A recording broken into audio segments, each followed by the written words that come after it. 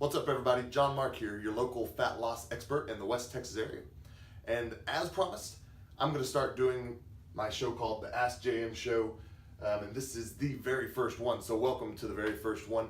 I'm going to be answering the questions that y'all have about your health and fitness that everybody's been sending in to me since I told y'all I was going to do this back in December. So if you think this video is beneficial and you found it beneficial to you, make sure and give me some likes and some loves so everybody else on Facebook can see it as well. And feel free to post more comments of the questions that you might have in the comments below. So the one that we're going to discuss today is why and how do we warm up correctly? Okay. So there's a couple of obvious reasons why we'd want to warm up, and that's to get more blood flow to the muscle and to prevent against injury. But one that we don't think of a whole lot is how we can maximize our fat burn within our workout by doing appropriate warm-up. So I'm going to discuss the exact steps to be able to create an effective warm-up to get you to burn more body fat during your exercise. Because if we're going to warm up anyway, why not do one that is going to take the same amount of time, but we're going to get a better effect from, okay? So you've got three main criteria that need to be met. Okay, we need to warm up for 10 minutes.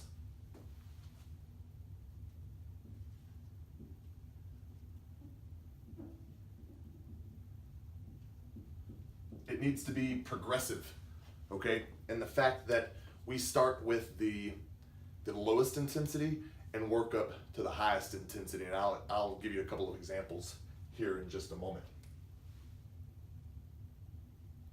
Actually, I'll do that now.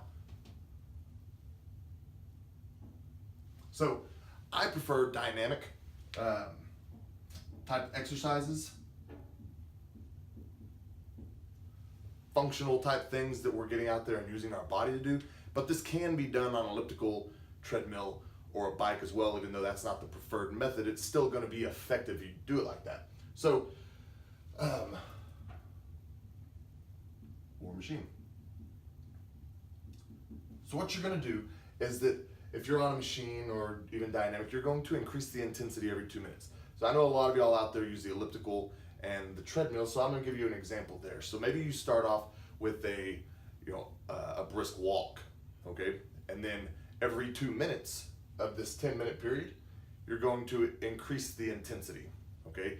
You're going to increase it to where you're probably, and everybody, it's going to be relative to each person, so I can't tell you exactly where you're going to be.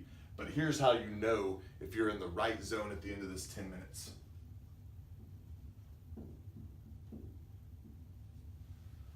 You're at an RPE, or rate of perceived exertion, of 7, okay? And you can Google this. There's a scale of 1 to 10.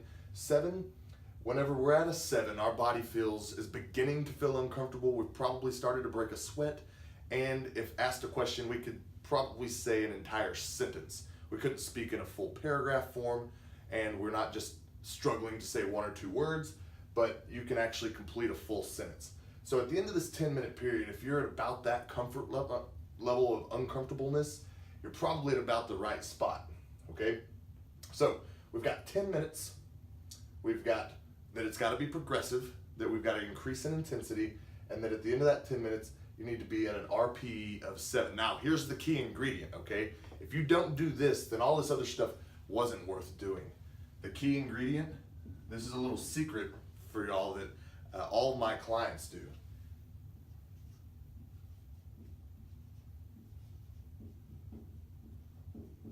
Five minutes of rest, okay? So after you've done this protocol here, you're gonna take a 5-minute rest. You can get some water, you can do some light stretching, but you don't need to go directly into your workout, okay? I know it sounds weird, but we don't want to go directly into the workout right after the warm-up, because if we accomplish this, your body is going to burn more fat. I'm certified as a metabolic specialist, and we've tested this on thousands of people, okay?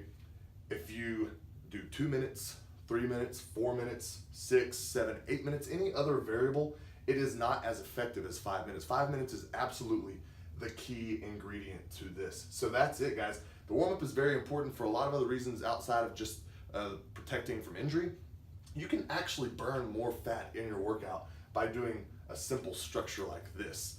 If you're doing the dynamic side of things, we start with butt kicks, we go into jumping jacks, mountain climbers, and we work all the way up to burpees over the course of this 10-minute period. So you can kind of see the progressions there. But again, if you got questions about this, post them in the comments below. I'm happy to share more, even of the science behind some of that, if y'all are interested in it. And if you've got other questions about just health and fitness in general, I'm happy to start answering those on this show. So if you found this helpful, give me some loves and likes. We'll talk to y'all next time. Bye, guys.